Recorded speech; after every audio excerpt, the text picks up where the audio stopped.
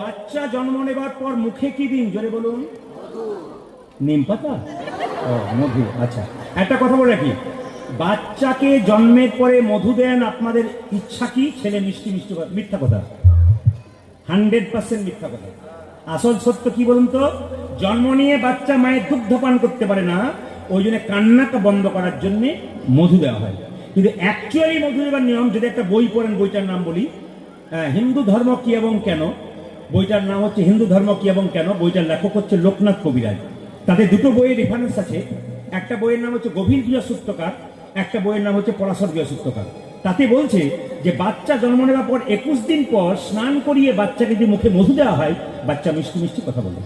এটা কিন্তু গভীর গৃহসূত্রকার বলছে। আর পরাশর গৃহসূত্রকার বইটাতে বলছে যদি বাচ্চা মুখ, যেদিন অন্নপ্রাশন হয় সেদিন মুখে মধু দেওয়া হয়, তাহলে কিন্তু বাচ্চা মিষ্টি মিষ্টি কথা বলবে। তাহলে আপনাদের কাছে নিয়ম জানা রইলে আপনার নিয়মটা জেনে নিলেন। এবার থেকে যখন বাচ্চা জন্ম নেবে 21 দিন পর মধু দেবেন না। প্রথমে তো দেবেন কান্না বন্ধ করার জন্য, কিন্তু 21 দিন পর দেবেন। কিন্তু মায়েরা